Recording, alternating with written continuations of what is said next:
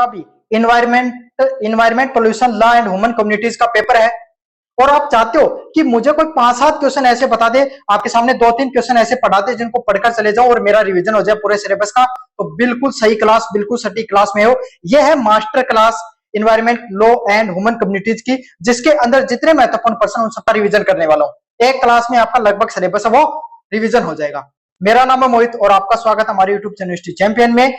आज अपन पढ़ेंगे पूरी मास्टर क्लास। अगर आप ये पीडीएफ डाउनलोड करना चाहते हो तो इसकी पीडीएफ मैंने टेलीग्राम पे डाल दी है। कहां पर डाल दी है? टेलीग्राम पर फ्री में डाल रखी है। जहां पर टेलीग्राम, जो अपना टेलीग्राम चैनल है वहां पर फ्री में डाल रखी है।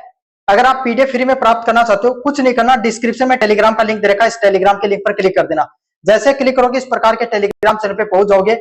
यहाँ पर पहुंचने के बाद में आपको ऊपर की तरफ हिस्ट्री चैंपियन पर क्लिक करना है। जैसे क्लिक करोगे आपके सामने नीचे की तरफ आपके सामने फाइल वाला सेक्शन देखने को मिलेगा। इस फाइल वाले सेक्शन पे क्लिक कर देना है। इस फाइल वाले सेक्शन पे क्लिक करने के बाद में कोने में आपको सर्च वाला ऑप्शन मिलेगा। इस सर्च वाले ऑप्शन पे क्लिक करोगे। क्या सर्च करना आपको? इन्वायरमेंट। सिर्फ इन्वायरमेंट सर्च कर लेना। देखो ये पीडीएफ पड़ी हुई है, environment pollution law and human communities second semester. ये वाली पीडीएफ डाउनलोड करके पढ़ लेना, स्पेलिंग सही सर्च कर लेना, पीडीएफ आपको फ्री में देखने को मिल जाएगी। समझ में आ गया?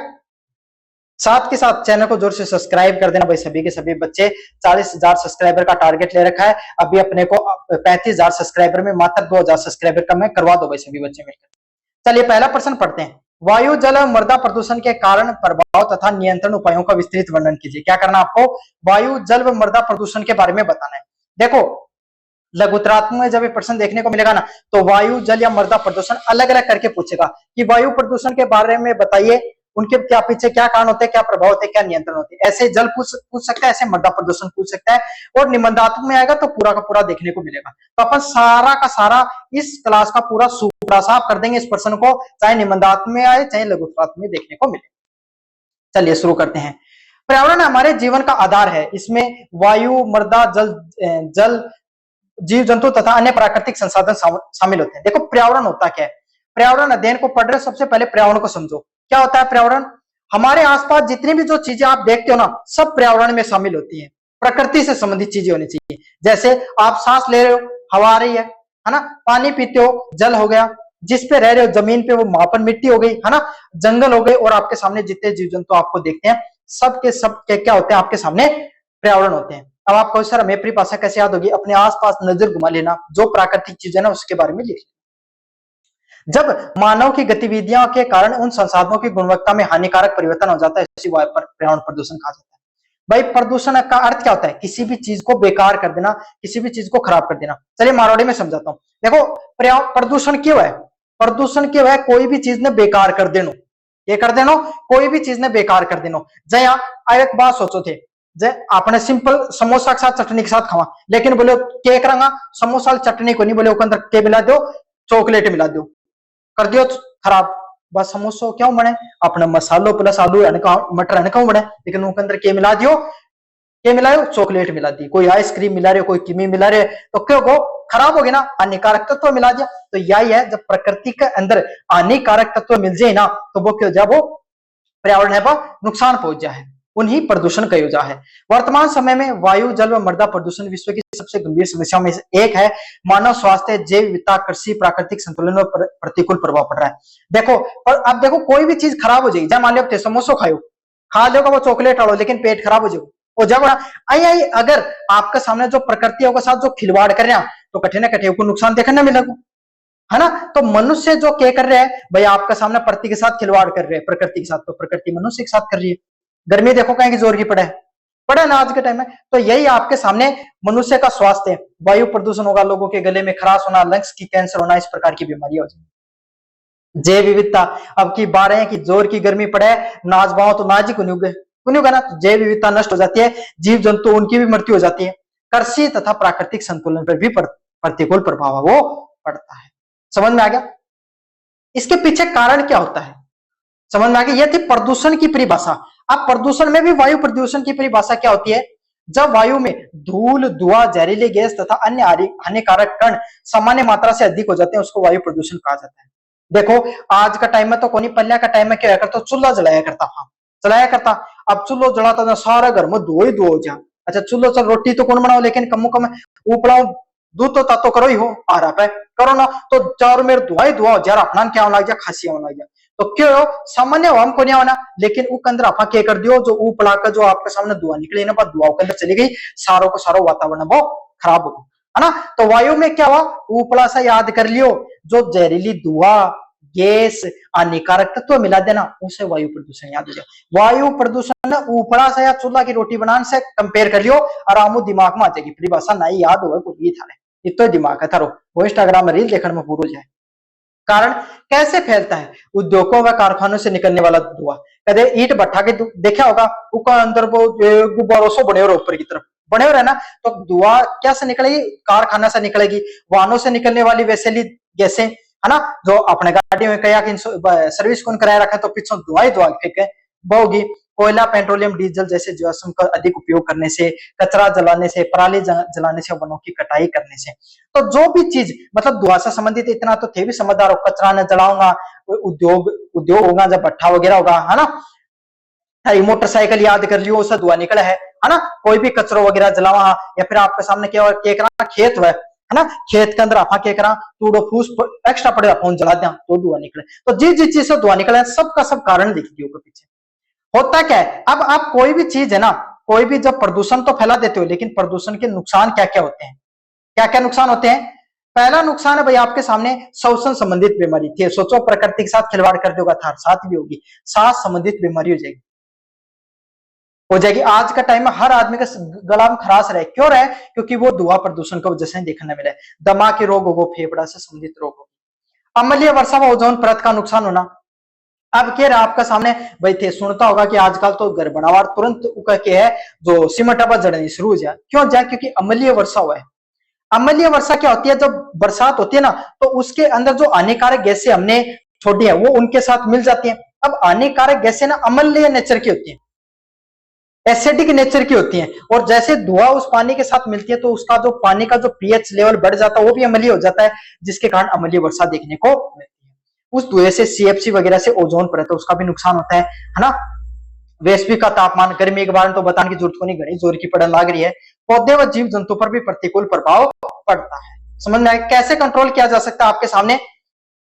सबसे पहले अधिक से अधिक वृक्षारोपण करना, भाई गर्मी ज्यादा पड़े तो क्या करो, ज्यादा से ज्यादा पेड़ लगाओ, समझ में आ गया। ईंधन का उपयोग करना, अब भाई आप जीवाश्म ईंधन हो गए ना, उस सब ईंधनों का आपके सामने प्रयोग करो, लेकिन कौन से ईंधनों का प्रयोग करना, जो जीवाश्म के नहीं हो, जैसे कि सौर ऊर्जा का, पवन ऊर्जा का, स्वच्छ ऊर्जा का प्रयोग करना। उद्योगों पे प्रदूषण नियंत्रण उपकरण लगाना, फिल्टर लगा दो, बात धुआं की जो चिमनी है ना धुआं निकलो फिल्टर लगा दो, बात धुआं निकलेगा उनको, समझ में आ गई। कचरा पराली जलाने पर रोक लगाना, लोगों ने खुद ने भी समझदार होना पड़ेगा, खेत में पराली वगैरह नहीं जलानी, समझ में आ गया, और ऊर्जा के संसाधनों का प्रयोग करना। तो ये सब चीज जो चीज धुआं से संबंधित होंगी वो वायु प्रदूषण में आएंगी, गला से संबंधित बीमारी हो जाएगी, फेफड़ा से संबंधित बीमारी हो जाएगी, थारे तापमान में वृद्धि हो जाएगी, गर्मी पड़ लग जाओगी, पेड़ पौधा नुकसान पहुंच जाओगे, नियंत्रण करने के लिए अपना पेड़ पौधा। समझ में आ गई कि वायु प्रदूषण। चलिए अगले वाला बिंदु होता है जल प्रदूषण। जल प्रदूषण के पीछे क्या क्या कारण होते हैं। घरेलू गंदे पानी के को बिना शोधन के जल स्रोतों में छोड़ना, मतलब आप क्या कर रहे हैं, घरा अपने पानी है।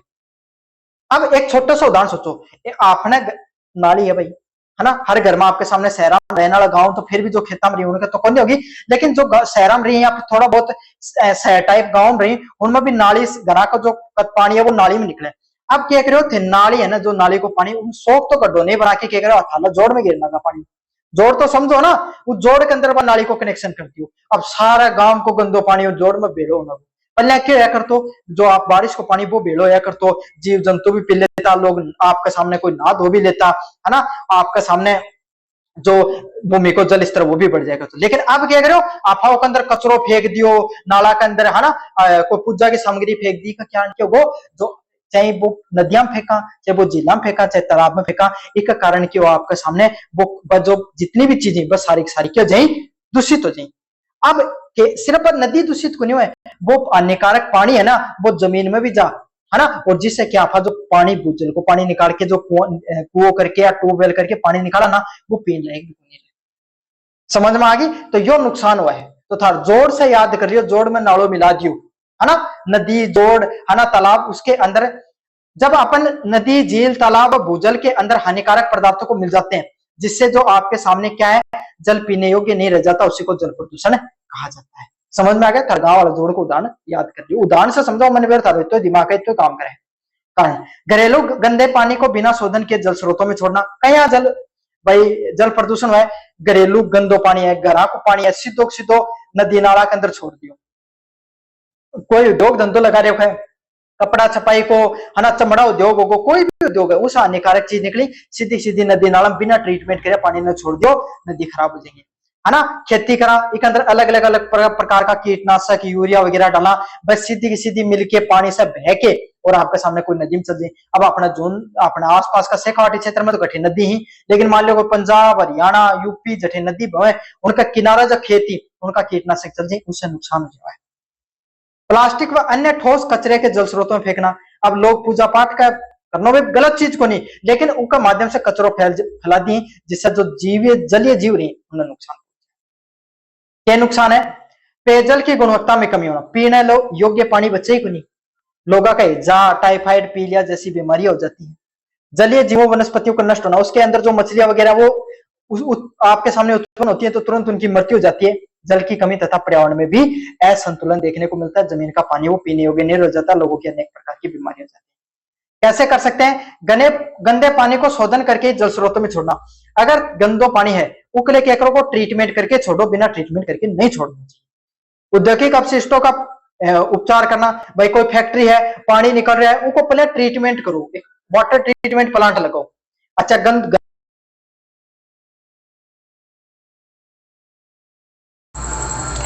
चलिए, साथ के साथ औद्योगिक जो अपशिष्ट होते हैं, है ना, औद्योगिक अपशिष्टों को सीधा सीधा डाल दिया जाता है। प्लास्टिक की कमी में उपयोग करना, मतलब प्लास्टिक है ना भाई, नदियां मत गिरो खास करके, तो कम से कम प्रयोग करो। वर्षा जल का संचय करना, ज्यादा से ज्यादा आप जमीन से पानी कम काटो भाई, जो खेत हो में भी को टाको बनवा लो, है ना। घरा भी आपके सामने जो बरसात को पानी उन्हें इकट्ठा करो और उन पियो, स्वास्थ्य के लिए बढ़िया रहो। गोडा कौन चटकेगा तारा, कमर में दर्द को नहीं होगा, है ना, हड्डियां में दर्द को नहीं हो कोई भी प्रकार को, और शरीर भी स्वस्थ रखो, और जो पानी है वो भी, उसकी भी बचत हो जाएगी। चलिए अगले वाले प्रश्नों की तरफ अपन आगे बढ़े। अगले वाला आपके सामने मृदा प्रदूषण क्या हो जाता है? जब मिट्टी में हानिकारक रसायन, प्लास्टिक, औद्योगिक अपशिष्ट व अन्य विषैले पदार्थों की मात्रा बढ़ जाती है, तो इससे मृदा प्रदूषण होता है। वो है कि भाई पहले थे दादा परदादा या फिर पिताजी ने भी सुनी हो कि भाई आजकल तो खेती में बात रही गुनी, पहले तो ये खेत में 20-20, 30-30 बोरी हो जाया करती, आजकल तो ये कोई आपके सामने 20 एक बोरी में, पहले जठे 50-50 बोरी होती थी, आजकल कई कई खेतों में 30 और 25 बोरी होने लगी। क्यों लगी? क्योंकि लोग हो जाए बावड़ा, बोलो दे यूरिया कर दी ही खेत ने चौपट। तो यही है, जब मिट्टी में बहुत ज्यादा रसायन डालोगा, प्लास्टिक गिर दियो, कोई उद्योग करना हो, कोई कचरों के अंदर गिर दियो, तो इससे क्या जो मृदा जो मिट्टी है ना, बाकी हो जाओ अनुपजाऊ हो जाओ है। समझ में आ गई? इससे जो मिट्टी के अंदर जो अनुपजाऊपन पैदा हो जाता है, किसके कारण? हानिकारक रसायनों के कारण, प्लास्टिक के कारण और औद्योगिक अपशिष्टों के कारण। उसी को क्या कहा जाता है? मृदा प्रदूषण के नाम से जाना जाता है। उदाहरण कोर्स याद करना, खेत अड़ोथन बेरो पाट जगो याद आ जाओ। क्यों होता है ऐसा? रासायनिक उर्वरकों और कीटनाशकों का बहुत अधिक प्रयोग करना। क्या हो गया? जैसे जो अलग अलग प्रकार के रासायनिक उर्वरक प्रयोग करते हैं, कीटनाशक का अगर बहुत ज्यादा प्रयोग करते हो ना, तो इससे क्या हो जाता है, आपके सामने जो मिट्टी है ना, उसके अंदर क्या हो जाता है, आपके सामने मृदा प्रदूषण देखने को मिलता है। औद्योगिक व ठोस अपशिष्टों का अपशिष्ट काफी बार क्या होता है, कोई मान लो संगमरमर की फैक्ट्री है करने, कोई टाइल की फैक्ट्री है, कोई पेंट की फैक्ट्री है, तो बाकी वही, या कोई कोई खनिज वगैरह कोई खान है करने, तो वह क्यों जो उनको जो ठोस कचरो है ना वो डाल दी। कोई कबाड़ी की दुकान होगी, कबाड़ी की दुकान से समझ को वो कचरो आसपास की जमीन में डाल दियो, बाकी जमीन पर कुछ नहीं होगा। समझ आता? तो ठोस कचरा कहीं पर डाल दिया जाता है, औद्योगिक कचरा कहीं पर डाल दिया जाता है, वो भी प्रदूषण के अंतर्गत आ जाता है। प्लास्टिक व ई कचरे का अनुचित प्रयोग करना, क्या करी, प्लास्टिक होगी वो डाल दियो, ई कचरों के इलेक्ट्रॉनिक कोई भी सामान, मोबाइल होगो, फोन होगो, आपके सामने कोई भी चीज होगी, कोई भी चीज है जो ई कचरा से संबंधित है, बाहर डाल दी, बठे भी मृदा प्रदूषण फैल जाओ। खनन व वनों की कटाई, ज्यादा से ज्यादा आपके सामने लोग क्या करते हैं, आपके सामने खनिज संपदा को निकालते हैं, वनों को काटते हैं, इसके वजह से भी आपके सामने क्या है, मृदा प्रदूषण है वो फैलता है। प्रभाव, मिट्टी की उर्वरकता में कमी, समय के साथ जो मिट्टी है ना उसकी उपजाऊपन कम हो जाती है। मैं क्या बताया था, भाई तो एक बात बताओ, थारे करना एक संगमरमर की फैक्ट्री को जो पानी है वो निकाल के सारो थारे खेत में डाल दियो, खेत को प्रोवाइड पपड़ी जमगी उग जाओगी किमी को नहीं होगा, है ना। तो मिट्टी जो उर्वरकता वो कम होती चली जाती है, कृषि की उत्पादकता घट जाना धीरे धीरे आपके सामने। खेत में तो इतना रसायन डाला करता, बिना यूरिया खेत में उगा के दिखा दो ना, आज को नहीं होगा ना। तो यही धीरे धीरे आपके सामने उत्पादन घट जाए। खाद्य पदार्थों में वैसेली पदार्थों का प्रवेश हो जाना, जो खाने पीने की चीज होती है ना उसमें भी अनेक प्रकार के वैसेली पदार्थ हो जाते हैं। जैव विविधता व सूक्ष्म जीवों का नष्ट हो जाना, जो बायोडाइवर्सिटी वो भी नष्ट हो जाती है। हमें क्या करना चाहिए अगर हमारे मृदा प्रदूषण से बचने के लिए? जैविक खेती को बढ़ावा दो, खेत में खाद को भी प्रयोग करो ना, तो गोबर की खाद को प्रयोग करो, केचुआ की खाद को प्रयोग करो, समझ में आ गई। रासायनिक उर्वरकों का संतुलित प्रयोग करना, देखो बिना रसायन का काम तो कौन चाला है, लेकिन भाई जरूरत है ना वो मात्रा, समय समय पर अपनी मिट्टी की जांच भी करो, है ना।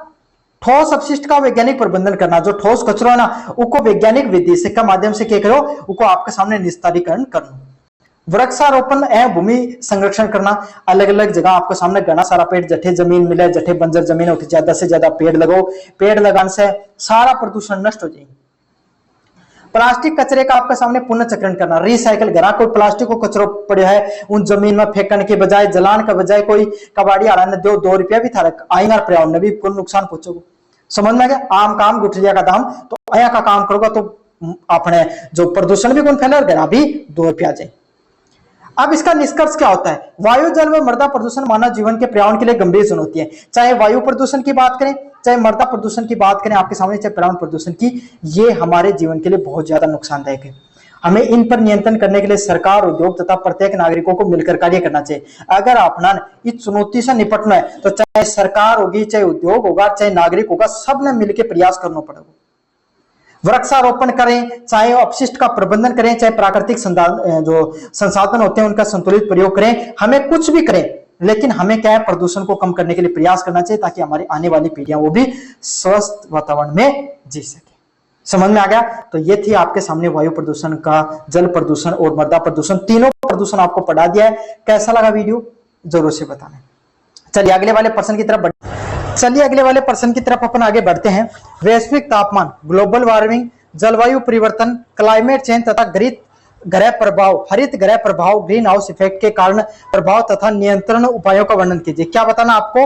वैश्विक तापमान, ग्लोबल वार्मिंग क्या होता है, जलवायु परिवर्तन क्या होता है, और हरित ग्रह प्रभाव क्या होता है, ग्रीन हाउस इफेक्ट क्या होता है, उसके बारे में बताना है। सबसे पहले बात करें वैश्विक तापमान की। देखो जैसे नाम से पता चल रहा होगा आपको, भाई थानो नाम में मेरा पार्ट होगा, वैश्विक तापमान मतलब वैश्विक पूरी दुनिया, तापमान मतलब बढ़ना, ग्लोबल वार्मिंग मतलब पूरी दुनिया का तापमान कहीं ना कहीं बढ़ रहा होगा। क्या होगा? वैश्विक तापमान, जलवायु परिवर्तन है, हरित ग्रह प्रभाव वर्तमान समय की सबसे गंभीर पर्यावरण समस्या है।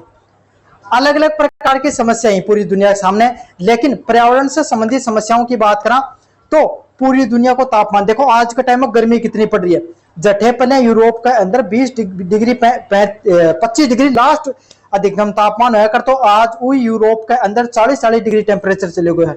थोड़े दिन पहले वीडियो वायरल होया, लोग एसी कूलर के आपस में लड़ाई कर लग रहा, समझ में आ गई?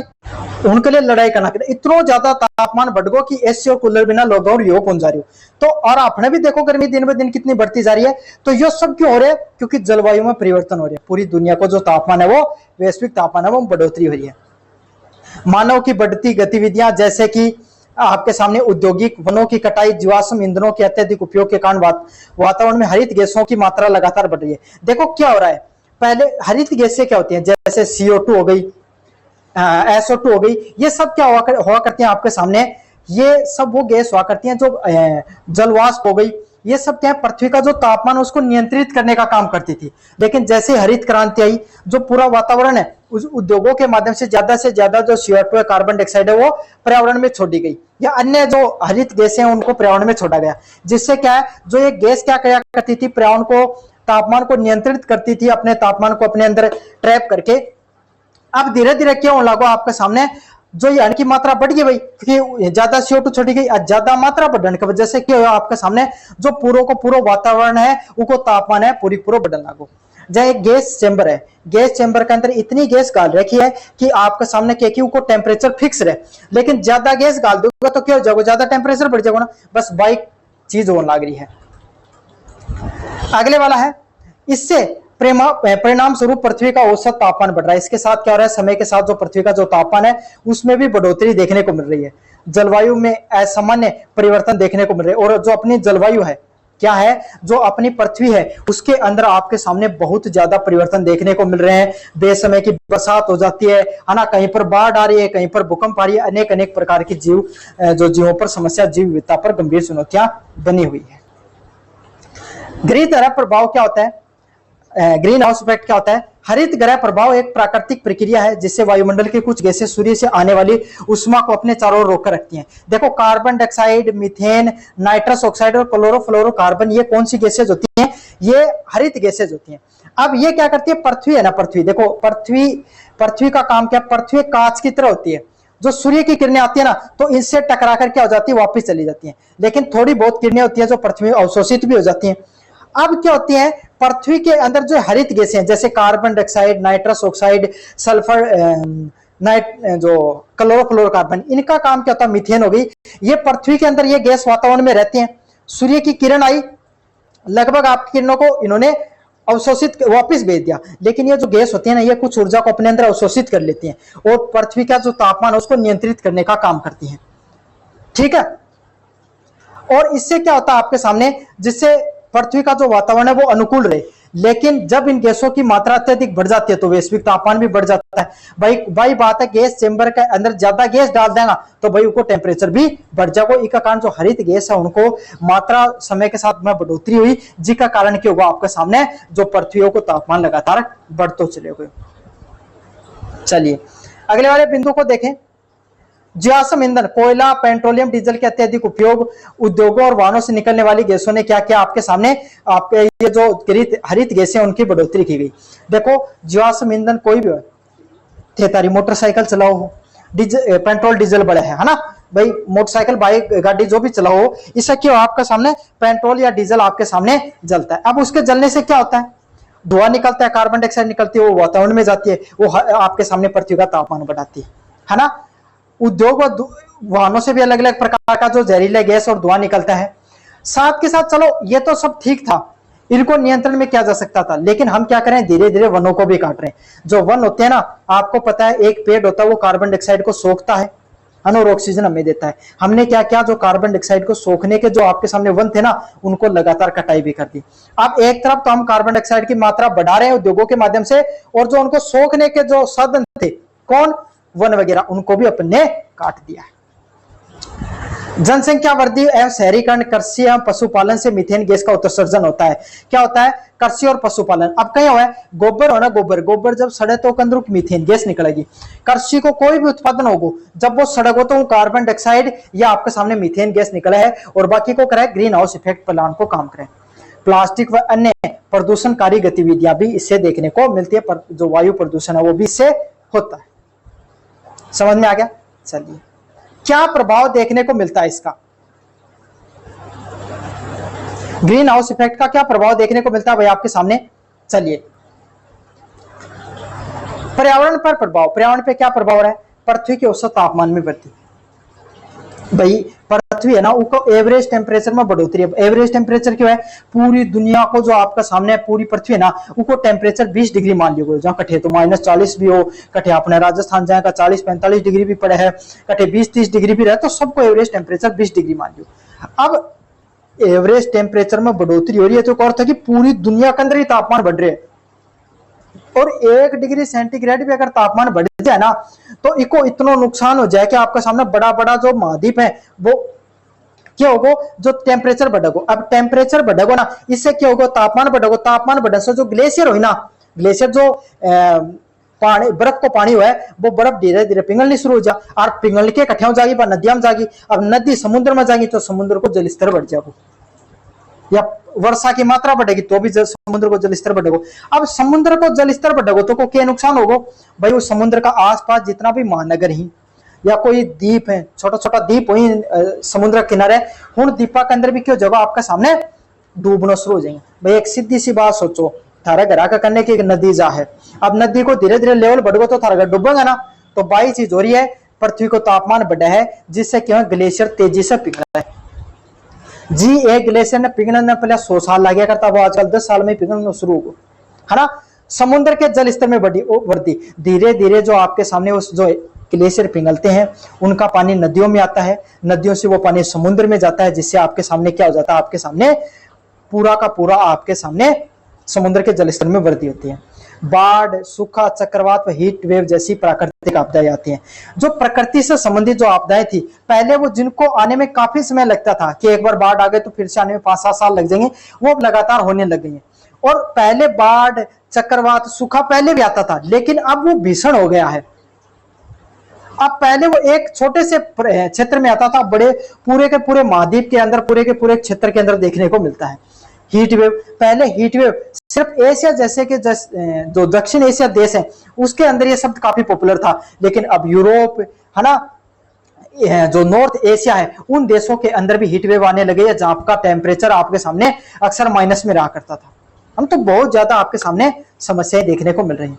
जैव विविधता में कमी, जो पेड़ पौधा ही समय के साथ आपका सामने क्या होगा, जो पेड़ पौधा ही नष्ट होता जा रहे हैं, जीव जंतु वह भी क्या होता जा रहे हैं, निपटता जा रहे हैं। क्यों कि मैं तो आपका मनुष्य निपटा दिया उन्हें, है ना। और कुछ आपका सामने जो अलग अलग प्रकार की घटनाओं निपट गया। मानव जीवन पे प्रभाव, अब प्रकृति के साथ अगर मनुष्य खिलवाड़ कर रहे हैं तो प्रकृति को प्रभाव दिखाओगे, ऊपर मनुष्य पर क्या प्रभाव पड़ेगा, कृषि उत्पादकों में कमी। अब एक बात सोचो, टाइम पर बरसात नहीं हुआ है ना, और टाइम से अगर आपका सामने कोई भी चीज नहीं होगी तो जो कृषि है, जो खान पीन की चीजें, उनमें तो कमी आवेगी। क्यों, फसल बढ़िया को नहीं होगी, बेसमय की बरसात हो जाएगी, कदे ओला पड़ जाएगा, कदे बारिश को नहीं होगी, तो इससे को क्या नुकसान हो जाएगा, कृषि है वो उतनी ज्यादा देखने को मिलेगी। गर्मी से संबंधित रोगों में वृद्धि, लोगों ने आपका सामने डिहाइड्रेशन होना, अनेक प्रकार की बीमारियां भी हो सकती हैं। खाद्य सुरक्षा व आजीविका पर नकारात्मक प्रभाव पड़ना, लोग बहुत सा लोग हैं भाई, आपने तो खेती है, लेकिन आपके सामने बहुत सा आया लोग हैं जठे आपके सामने भाई खेती वगैरह कम देखने मिले, तो उनका जीवन पर संकट आज का शहर में रहने वाला लोग होगा या अन्य कोई। अब इन पे कैसे कंट्रोल किया जा सकता है, अधिक से अधिक वृक्षारोपण एवं वन करके। भाई जो CO2 कौन सोखा है, वन, तो ज्यादा से ज्यादा भाई वन उगाओ, ज्यादा से ज्यादा पेड़ लगाओ। थे भी भाई एक पहल ले इसको, थारो जन्मदिन हुआ तो दोस्तों साथ पार्टी तो करो, बढ़िया चीज है, लेकिन एक आध पेड़ भी थाने लगाना चाहिए। सौर, पवन व जल ऊर्जा जैसी नवीनीकरण ऊर्जा का भी उपयोग करना। क्या करना, सौर ऊर्जा हो गई, पवन ऊर्जा हो गई और जल ऊर्जा जैसे आपके सामने नवीनीकरण ऊर्जा के जो संसाधन होते हैं उनका प्रयोग करना। अब क्या होगा भाई, थारे घर जो लाइट आवे ना, यह अधिकतर कोयला से बने हैं। आज भी भारत में लगभग 60% से ज्यादा जो बिजली है ना, वो कोयले के संयंत्रों से बनती है। तो कोयला से जब वो जले तब आप बिजली को निर्माण हुआ। अब वो बिजली कोयला के जलन से वायु प्रदूषण हुआ, तो आपा की बजाय के कस का सौर ऊर्जा को भाई, सौर ऊर्जा सेट लगा, पवन ऊर्जा जठी में डब्बा लगाओ, और अगर जल ऊर्जा मिल रही है तो उसको प्रयोग करो। जीवाश्म ईंधनों का कम प्रयोग करना, कोशिश करो कि कम से कम पेट्रोल, डीजल, कोयले का प्रयोग किया जाए, उसके वजह से उनके बजाय इलेक्ट्रॉनिक साधनों का प्रयोग किया जाए। सार्वजनिक परिवहन व विद्युत वाहनों को बढ़ावा देना, जो ज्यादा से ज्यादा कोशिश करो कि सार्वजनिक वाहनों का प्रयोग करो, मतलब जो सरकारी बस होगी, सरकारी साधन होगा, उनको ज्यादा से ज्यादा प्रयोग करो। क्यों, क्योंकि भाई आजकल सबकी क्या बोले, पर्सनल मोटरसाइकिल लेके चलाना, अगर उसकी बजाय सारा का सारा लोग भाई थे पेपर देने जाओ कॉलेज का, 15 दोस्त एक साथ जा रहे हो 15 मोटरसाइकिल पे, इसकी बजाय एक बस में चल जाता, उतना ही तेल बढ़ता ना। अब 15 मोटरसाइकिलों को तेल बढ़ रहे हो, उनको कार्बन डाइऑक्साइड वातावरण में जा रहे हो, नुकसान हो गया, है ना। प्लास्टिक का कम से कम प्रयोग करना, जो आपके सामने प्लास्टिक कचरा उसका कम से कम प्रयोग करना, रिसाइकलिंग को बढ़ावा दे सकते हैं। पर्यावरण संरक्षण संबंधित जितने भी कानूनों को अच्छे से लागू करना, लोगों को या जो उद्योग चलाते हैं उन लोगों को जागरूक करना कि जो आप उद्योगों को चला रहे हो उनसे संबंधित आपको उनके जो कानून है उनको सही से फॉलो करना चाहिए, जिससे क्या पर्यावरण है वो आपके सामने कम से कम नुकसान पहुंचे। ठीक है भाई, बीच बीच में देखो हिंदी और जो मारवाड़ी है को मिक्स आ रहा है, क्योंकि थोड़ा सा दिन पहले राजस्थान यूनिवर्सिटी पढ़ा रहा उठे सिर्फ हिंदी पढ़ा रहा जना, थोड़ो धीरे धीरे कन्वर्ट होने में टाइम लगाओ, लेकिन एक टाइम बाद पूर्णतः मारवाड़ी में पढ़ा दूंगा, मजा आ जाओ था एकदम पढ़ने में। मुख्य हरित गैसों की बात करें, कौन कौन से आपके सामने मुख्य हरित गैसें होते हैं, CO2 कार्बन डाइऑक्साइड, नाम रट लियो और है ना काला पेन लिख के आना है सारा नामन। CO2 carbon dioxide, CH4 methane, NO2 nitrous oxide और CFC क्या होते हैं, क्लोरोफ्लोर कार्बन। ट्रिक क्या है भाई, वन कटोगे तो तापमान बढ़ेगा, तापमान बढ़ेगा तो जलवायु में बदलाव देखने को मिलेगा। समझ में आ गया आपका। चलिए निष्कर्ष की बात करें। वैसे वैश्विक तापमान और जलवायु परिवर्तन पूरी मानव जाति के लिए गंभीर चुनौती है। अगर आज के समय की बात करें तो जो पृथ्वी का जो तापमान है वो लगातार बढ़ रहा है ना, वो आपके सामने पूरी की पूरी मनुष्य की जो प्रजाति है उसके लिए बहुत ज्यादा नुकसानदायक है। यदि समय रहते प्रभावी कदम नहीं उठाए गए, अगर समय का साथ टाइम का साथ अगर प्रयास नहीं किया गया तो भविष्य में इसके बहुत ज्यादा गंभीर परिणाम हो सकते हैं, मतलब बहुत ज्यादा नुकसान हो सकते हैं। प्रत्येक व्यक्ति, समाज और उद्योग और सरकार का एक कर्तव्य है कि वो पर्यावरण संरक्षण को बढ़ के काम दे। भाई सिर्फ सरकारी प्रयास क्यों करें, आपने भी जिम्मेदारी, सामुदायिक जिम्मेदारी अपना भी निभानी चाहिए। पेड़ आप खुद भी लगा सका ना, तो अया का प्रयास करना चाहिए। पेट्रोल डीजल को कम प्रयोग आप भी कर सका, है ना।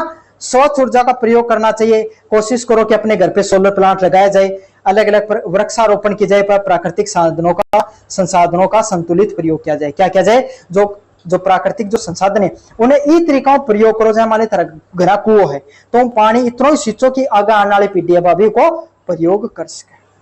समझ में आई। यो है हरित ग्रह प्रभाव का आपके सामने पूरा का पूरा प्रश्न। इन जलवायु परिवर्तन भी थाने पे पढ़ा दियो और वैश्विक तापमान भी पढ़ा दियो है। ठीक है, सारे कॉन्सेप्ट के अंदर क्लियर हो गए। ये सारे बिंदु चाहिए थे लिखे हो, यो प्रश्न बिल्कुल क्लियर हो जाओगे था। आगे बढ़ने से पहले सभी बच्चों से रिक्वेस्ट करना चाहूंगा कि भाई चैनल में जरूर से सब्सक्राइब कर दो।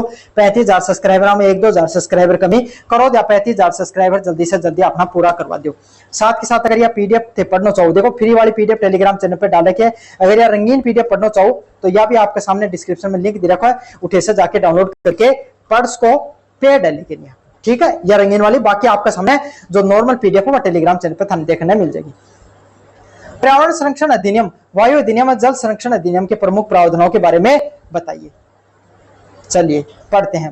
पर्यावरण मानव जीवन का आधार है। बढ़ते औद्योगिक शहरीकरण व प्रदूषण के कारण पर्यावरण को गंभीर क्षति पहुंच रही है। क्या हो रहा है, जो पर्यावरण है, भाई एक बात बताओ, जो पर्यावरण है उसको संरक्षण करना जरूरी है, पर्यावरण बचाना जरूरी है। क्यों, आवाज नहीं रहेगी, स्वच्छ हवा नहीं रहेगी। दिल्ली में गणेश सब कमी है, लेकिन लोग उठे रहना कौन चाह रहे आज के टाइम में, क्यों रहना चाह रहा, क्योंकि रह के फायदा, इतना वायु प्रदूषण है, लोग बीमार होने लग रहे हैं, फेफड़ा खराब होने लग रहे हैं, उनका सांस से संबंधित दिक्कत होने लग रही, तो रह के करेगा। तो जब हवाई पानी है ना, लोगों का जीवन ही अगर आप सही से नहीं रहेगा, पर्यावरण ही स्वस्थ नहीं रहेगा, तो मनुष्य भी स्वस्थ नहीं रह सकता है। बढ़ते औद्योगिकरण, शहरीकरण तथा प्रदूषण के कारण पर्यावरण को गंभीर क्षति पहुंची है। क्या है, समय के साथ जो उद्योगों में जो बढ़ोतरी हुई है, शहरों में बढ़ोतरी हुई है, और जो प्रदूषण के कारण आपके सामने जो पर्यावरण है उसका पूरा का पूरा पर्यावरण ही को नुकसान पहुंचा है। समझ में आ गया। जो उद्योग, क्योंकि समय के साथ भाई हर जगह उद्योग लग रही, सब आदमी ज्यादा से ज्यादा पैसा कमाना चाहिए, ज्यादा से ज्यादा उद्योग धंधा लगाना चाहिए, लेकिन नियमों को पालन कौन करना चाहिए। क्यों, नियमों का पालन करने 2 रुपया ज्यादा लगेगा और 2 रुपया कोई लगाना कौन चाहे। तो यही है, शहरों को धीरे धीरे बढ़ोतरी हो रही है, उद्योगों की बढ़ोतरी हो रही है, जिसका कारण के पर्यावरण में बहुत ज्यादा नुकसान पहुंचा है। लोग सीधा का सीधा जहरीली गैस है वो वायु में छोड़ दी, कचरा को पानी है वो सीधो नदी नाला में छोड़ दी, जिससे पर्यावरण में नुकसान हुआ है। इस समस्याओं को नियंत्रण करने के लिए भारत सरकार ने एक अन्य महत्वपूर्ण कानून बनाए कि भाई आपका सामने जो उद्योग ही या जो शहरीकरण है, इस पर कंट्रोल करने के लिए भारत सरकार अलग अलग प्रकार का नियम बनाए गए। जिम जल संरक्षण अधिनियम 1974 कौन सा है, जल संरक्षण अधिनियम है 1974 होगो। वायु अधिनियम 1981 होगो, कौन सा अधिनियम है, वायु अधिनियम 1981 होगो, तथा पर्यावरणीय अधिनियम 1986 होगा, तथा पर्यावरण का जो पर्यावरण संरक्षण अधिनियम है 1986 हो गया। ये सारे के सारे अधिनियम इसमें प्रमुख है। इन कानूनों का उद्देश्य पर्यावरण की रक्षा करना, प्रदूषण रोकना तथा प्राकृतिक संसाधनों का संरक्षण करना है। इनको क्या उद्देश्य है कि पूर्व को पर्यावरण है ना उनकी रक्षा करी जा। जो उद्योग ही वह पर्यावरण के साथ जो खिलवाड़ कर रहे हैं ना, उन्हें खिलवाड़ करने से रोका, पर्यावरण बचाए जा, क्योंकि पर्यावरण रहेगा ना तभी मनुष्य रहो, पृथ्वी में सब कुछ सही रहो। और जो प्राकृतिक जितना भी संसाधन है उनको भी संरक्षण करना जरूरी है। तो इसके लिए अलग अलग प्रकार के अधिनियम बनाए गए। इसमें सबसे पहला और प्रमुख अधिनियम है जल संरक्षण अधिनियम 1974। नदियों, झीलों एवं अन्य जल स्रोतों को बचाना। जल संरक्षण को के जल अधिनियम का अर्थ होगा थाना भी बेरो कठिन कठिन जल ने बचाने की बात होगी। अब जल ने बचाने के लिए क्या करना पड़ेगा, जल कठिन होके तो नदियों मिले, ते झील होगो या कोई जोड़ होगा, कोई आपके सामने अपनी बावड़ी होगी, हन सब ने बचाने को प्रयास करना। कहीं बचेगा, हन के अंदर जो कचरो डाले जा रही है, हन के अंदर बिना ट्रीटेड आपके सामने कोई चीज डाली जा रही है, उन्हें क्या करे जो आपके सामने शोधन से रोके जा। बिना शोधन के औद्योगिक एवं घरेलू अपशिष्ट को जल स्रोतों में छोड़ने से रोकना। क्या करे जा, बिना कचरा की साफ सफाई करे, बिना या कोई उद्योग धंधो लगा रखा है, उन उद्योग में जो पानी निकल रहा है, कचरा से युक्त पानी है, सीवरेज को जो पानी है, उन्हें ट्रीटमेंट करके फिर नदी में छोड़ो जा, सीधो को सीधो नहीं छोड़ो जा। केंद्रीय व राज्य जल प्रदूषण नियंत्रण बोर्ड का स्थापना करना, एक नियंत्रण बोर्ड की स्थापना करना, केंद्रीय प्रदूषण नियंत्रण बोर्ड, राज्य प्रदूषण नियंत्रण बोर्ड। जो के करेगो केंद्र वालों तो जो केंद्रीय संपत्ति ही बड़ी बड़ी नदी ही जिन पूरा जो बहुत सारे राज्यों से होकर गुजरती हैं, जैसे गंगा, ब्रह्मपुत्र, गोदावरी, है ना, कृष्णा, आपके सामने बड़ी बड़ी जो झीलें होती हैं, जो राष्ट्रीय संपत्ति है, उनके ऊपर जो प्रदूषण फैलाया जा रहा है उसके ऊपर कार्रवाई करेगा।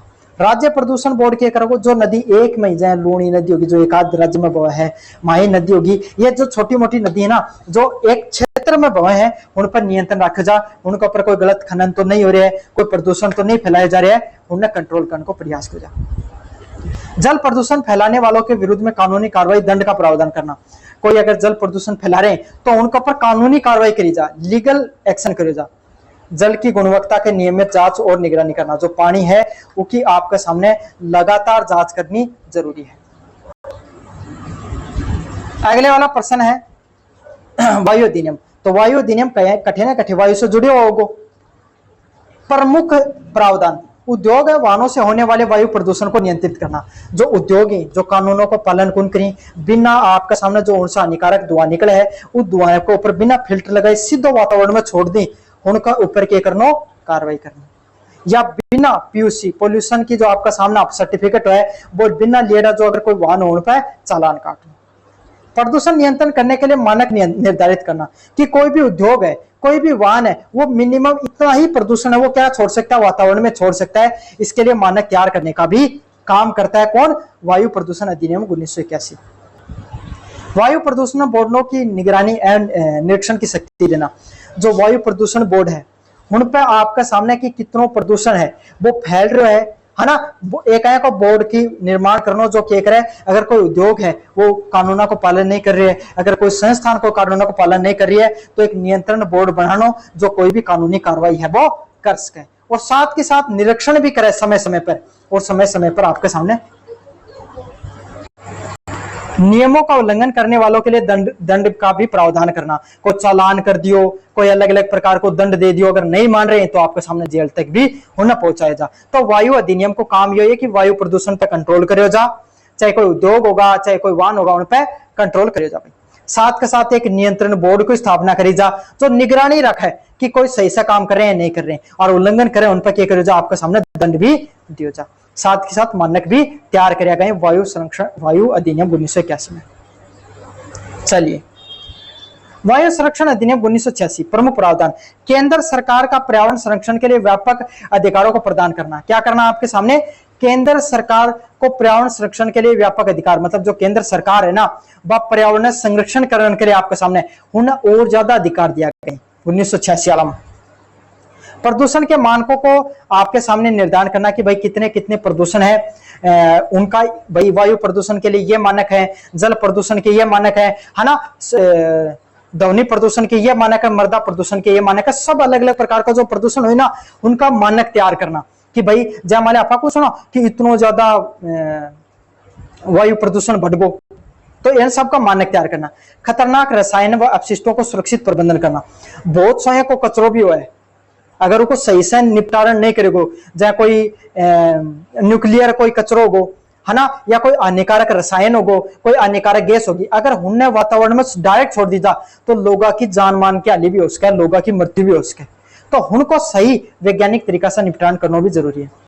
पर्यावरण को नुकसान पहुंचाने वाले उद्योगों पर नियंत्रण करना। जो पर्यावरण है, इन्वायरमेंट है, ऊपर जो नुकसान पहुंचा रहे हैं, बहुत सारे का उद्योग धंधा है जो नुकसान पहुंचाए, उनको ध्यान रखना, उन पर नियंत्रण करना, उन पर कानूनी कार्रवाई करना भी का जो अधिकार है भाई वायु जो प्रदूषण संरक्षण अधिनियम 1986 में दिया गया है।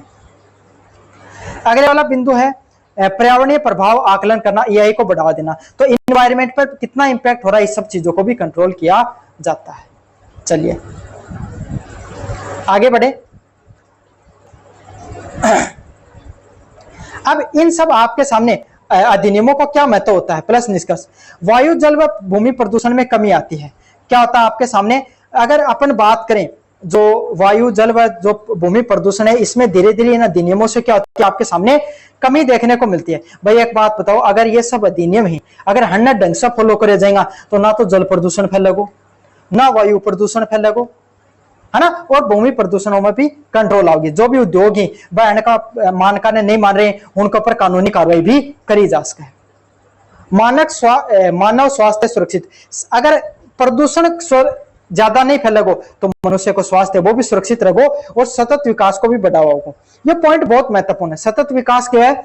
इस प्रकार के विकास को बढ़ावा देना जिससे आने वाली जो पीढ़ियां हैं उनका भी भविष्य सुरक्षित रहे और वर्तमान पीढ़ी वो भी अपने जो खनिज संपदा होती है उसको सही तरीके से प्रयोग कर पाए।